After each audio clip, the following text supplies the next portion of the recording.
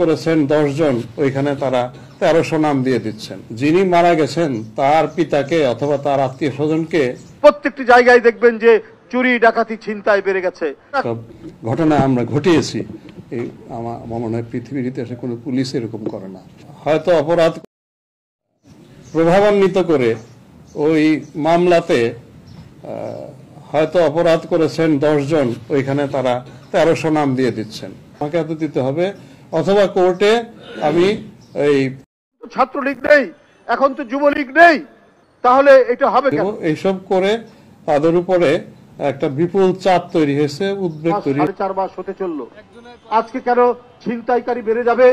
ছিনতাইকারীর ছুরিতে আতঙ্ক তৈরি হয়েছে। এখন 9 জন লোক ইতিমধ্যে রাজনীতিতে কি বলে ঢাকা রাজধানীতে মারা গেলেন কেন?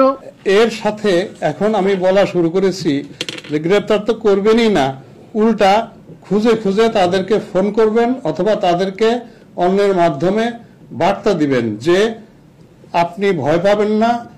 কেন আজকে পাড়ায় মহল্লায় ছিনতাইয়ের প্রকোপ বৃদ্ধি করছে?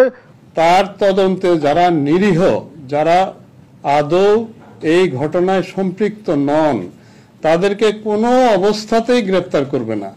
চুরি ডাকাতি বেড়ে গেছে, আপনি 2-3 দিনের গণমাধ্যম দেখুন। মামলা আইনে যেটা আছে যে কেউ যদি মামলা করে আইনে তাকে আমরা বন্ধ করতে পারি না। মানে প্রত্যেকটি জায়গায় দেখবেন যে চুরি ডাকাতি ছিনতাই বেড়ে গেছে।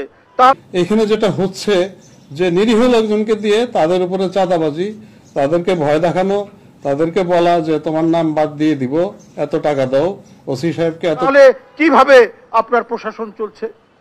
দিতে হবে, আমাকে এত দিতে হবে, অথবা কোর্টে আমি এই বাদীকে দিয়ে এফিডেভিট করিয়ে তোমার নামে তোমাকে দায়মুক্ত করে দেব। এইসব করে আপনার কর্তৃত্ব প্রশাসনের মধ্যে আপনি সেটাকে বজায় রাখতে পারছেন করে তাদের উপরে একটা বিপুল চাপ তৈরি হয়েছে, উদ্বেগ তৈরি হয়েছে, আতঙ্ক তৈরি হয়েছে। এখন এই জায়গাটায় আমি পুলিশের প্রথম দিন থেকেই বলে আসছি যে তা না হলে ছিনতাইকারীর ছুরিতে 9 জন লোক মারা যাবে। যারা আমাদের তদন্তকারী যারা মামলার, তাদেরকে রিপিটেডলি আমরা বলছি যে এই অন্তর্বর্তীকালীন সরকার, কারণ এখন তো ছাত্রলীগ নেই, এখন তো যুবলীগ নেই, তাহলে এটা হবে কেন?